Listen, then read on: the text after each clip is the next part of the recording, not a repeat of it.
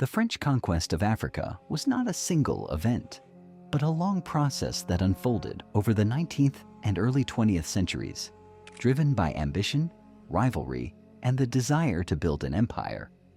It began slowly, almost quietly, but eventually reshaped entire societies across West, Central, and North Africa. To understand how France took control of my Africa, one must look at a combination of military power, political strategy, manipulation, and the exploitation of local conflicts. In the early 1800s, France already held a few coastal positions in West Africa, places like Saint-Louis and Gorée in present-day Senegal. At first, these outposts were mainly commercial hubs used for trade. But as European powers entered a race for global dominance, France saw Africa not as a partner, but as a prize. The Industrial Revolution had created a hunger for raw materials, new markets, and international prestige.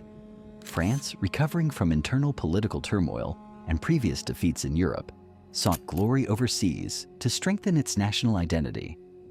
Africa became the stage on which this ambition would play out.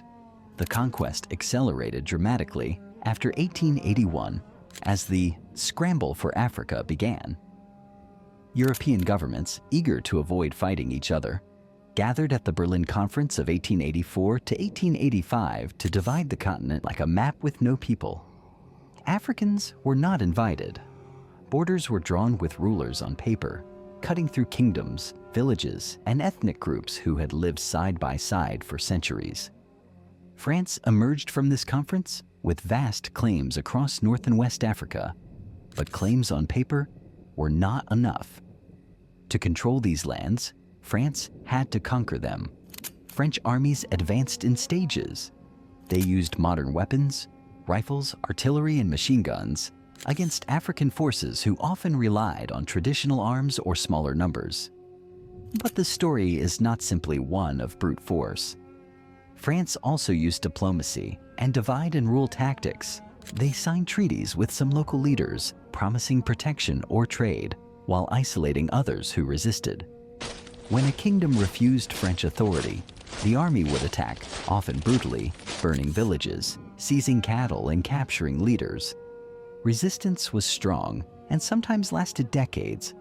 The Mossi kingdoms of Burkina Faso, Séméry Touré's empire in Guinea and Mali, the Tuareg confederations in the Sahara, and many others fought fiercely for their independence. Little by little, French control expanded. By 1900, France had conquered most of what are now Senegal, Mali, Burkina Faso, Niger, Chad, and the Central African Republic. They then connected these lands into massive colonial territories like French West Africa, AOF, and French Equatorial Africa, AEF, ruled by governors who answered directly to Paris. Native cultures were dismissed as primitive, and French administrators sought to reshape African societies according to their own political and economic needs. They imposed taxes, often paid in forced labor, on people who had never before owed anything to a distant ruler. Roads, railways, and ports were built, not for the benefit of Africans, but to move raw materials like cotton, peanuts, timber, and minerals back to France. Education was another tool of control.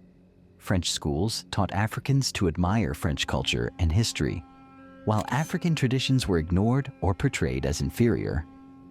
Only a small elite, known as the évolués, could gain French citizenship, and even they lived under the constant shadow of discrimination.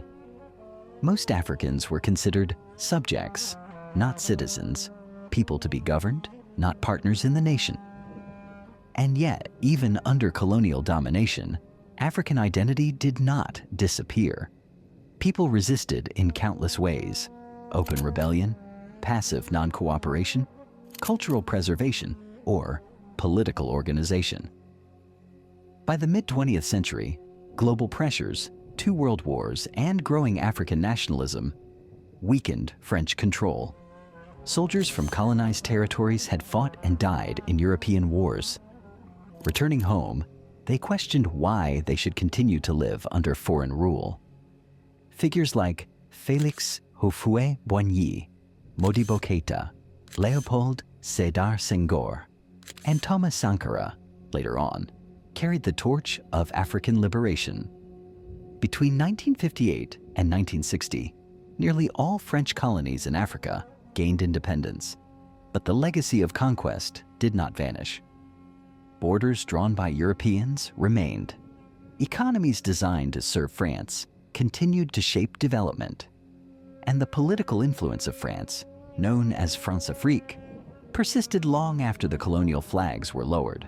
The French conquest of Africa was therefore not only a story of armies and battles, but a complex web of domination, resistance, cultural transformation, and survival. It is a painful chapter, but also one full of resilience. The people, societies, and cultures of Africa endured, adapted, and ultimately reclaimed their independence.